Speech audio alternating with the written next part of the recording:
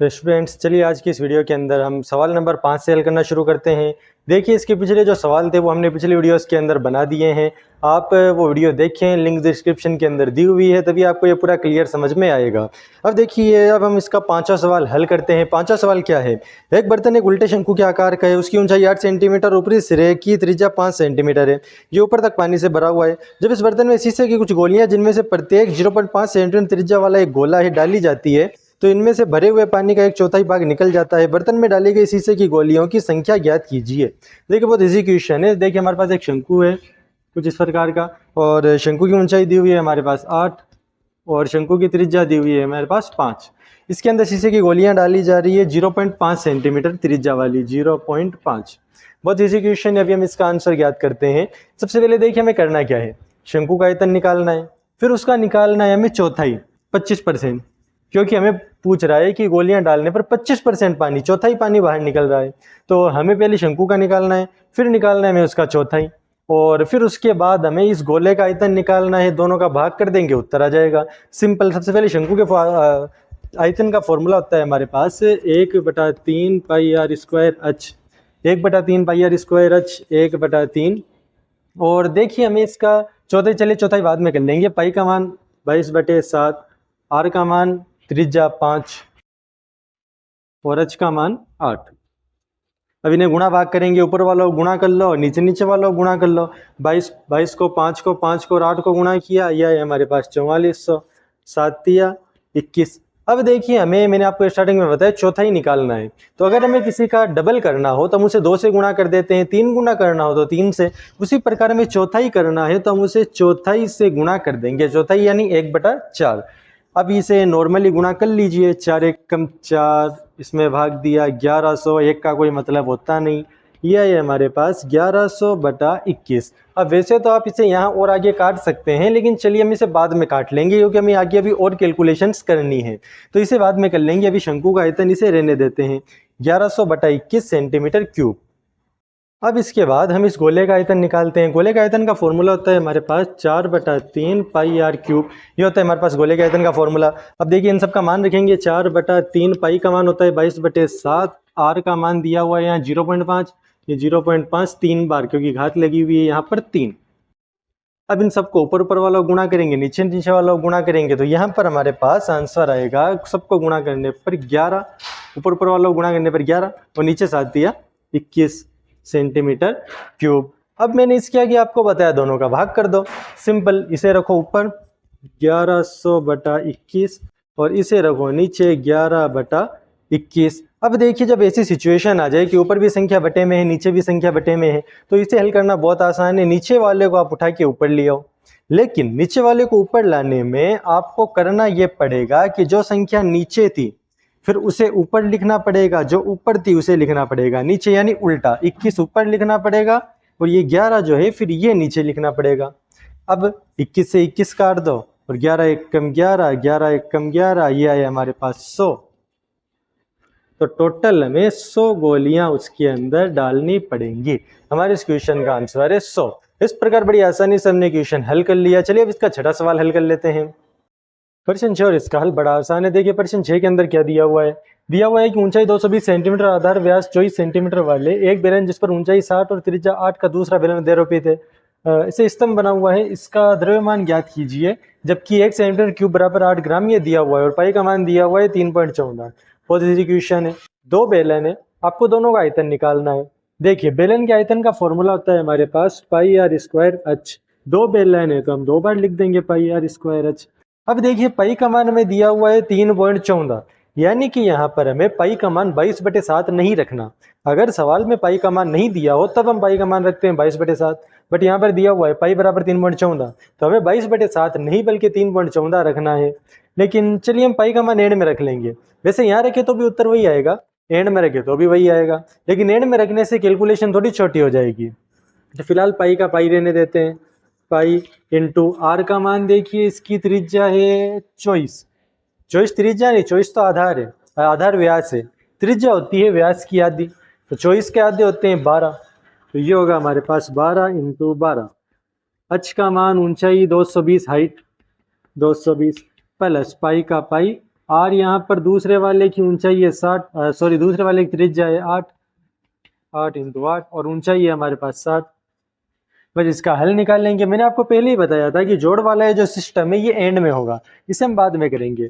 पाई का पाई 12 को 12 से गुणा किया, ये हुए 144 इंटू 220 प्लस पाई का पाई 8 को 8 से गुणा किया, ये हुए 64 इंटू 60।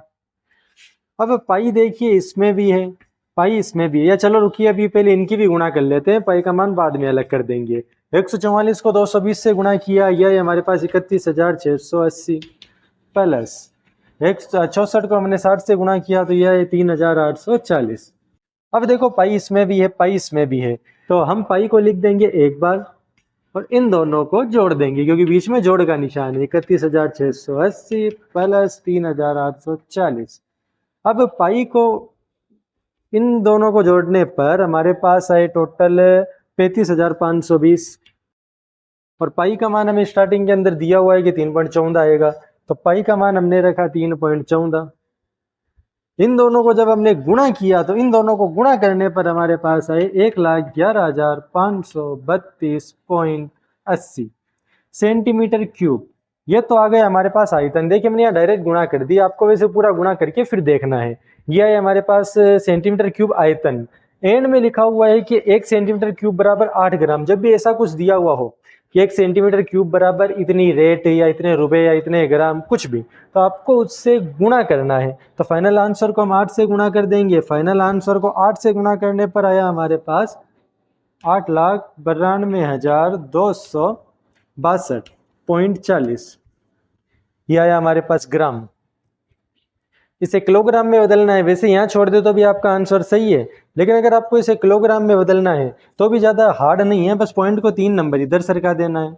892.26, एक पॉइंट के बाद 2 ही संख्या लेते हैं, किलोग्राम। ये हो गया हमारा आंसर। वैसे ग्राम में छोड़े तो भी ठीक है, किलोग्राम में छोड़े तो भी ठीक है। ये हमारा आंसर हो गया। इस तरीके से बड़ी आसानी से हमने सवाल का हल कर लिया। बस ये ध्यान रखना है पाई का मान 3.14 दिया है तो यहाँ 22/7 नहीं रखना, 3.14 रखना है। और एंड में 1 सेंटीमीटर क्यूब बराबर 8 ग्राम है तो इसे 8 से गुणा कर देना है, वरना हमारा फाइनल आंसर सही नहीं माना जाएगा। आपने सिर्फ यही सेंटीमीटर क्यूब छोड़ दिया तो आपका आंसर सही नहीं माना जाएगा। ये इसका छठा सवाल हो गया। अब हम इसका 7वां सवाल हल करते हैं। 12.2 का सवाल नंबर 7 अब हम हल करते हैं 10वीं क्लास का। देखिए सवाल नंबर 7 के अंदर दिया हुआ है कि एक ठोस में ऊंचाई 120 सेंटीमीटर, त्रिज्या 60 सेंटीमीटर का एक शंकु सम्मिलित है जो 60 सेंटीमीटर त्रिज्या के एक अर्धगोले पर अध्यारोपित है। इस ठोस को पानी से भरे एक लंबवर्तीय बेलन में इस प्रकार सीधा डाल दिया जाता है कि यह बेलन की तली को स्पर्श करे। यदि बेलन की त्रिज्या 60 सेंटीमीटर, ऊंचाई 180 सेंटीमीटर है तो बेलन में शेष बचे पानी का आयतन ज्ञात कीजिए। देखो बहुत इजी क्वेश्चन है। सबसे पहले हमें बेलन का एरिया नहीं बेलन का आयतन निकालना है, और बेलन के आयतन के बाद शंकु का और अर्धगोले का आयतन निकालना है, और फिर बेलन में से उसे कम कर देना है। देखिए हमारे पास एक बेलन है, बेलनाकार आकृति है, और प्लस हमारे पास एक शंकु और अर्धगोलाकार आकृति है। हमने इस आकृति को इसके अंदर डाल दिया तो हमें बताना है कि कितना पानी कम हुआ और इसमें कितना पानी बचा। ये क्वेश्चन है। तो इसका आयतन निकालो, इन दोनों का आयतन निकाल लो, इन्हें जोड़ो और फिर इसमें से इसे कम कर दो, आपका आंसर आ जाएगा। चलिए अब हम प्रश्न वाले 12.2 का 7वां सवाल हल करते हैं। बड़ा आसान क्वेश्चन है, मैंने आपको पूरा डिटेल से समझाया।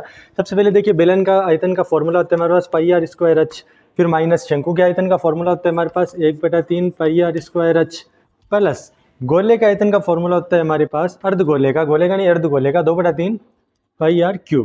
अब सबका मान रखेंगे हम। देखिए पाई का मान हम एंड में रख लेंगे, क्योंकि पाई का मान देखिए इसमें भी पाई, इसमें भी पाई, इसमें भी पाई, तीनों में तो हम एंड में रख लेंगे ताकि आसानी से हम इसे हल कर सकें। बाकी सबका मान रखिए। पाई आर का मान मैंने देखा था कि तीनों में आर का मान 60 है, 60 × 60। एच का मान बेलन के लिए 180 था, 1/3 पाई। आर का मान मैंने भी आपको बताया कि तीनों के अंदर 60 है, और इसमें एच का मान 120 था, 2/3 सॉरी 4/3 नहीं 2/3 पाई का पाई। आर का मान इसके लिए भी 60 × 60 × 60। अब देखिए इसके अंदर यहाँ पर एक माइनस है और यहाँ पर एक प्लस है।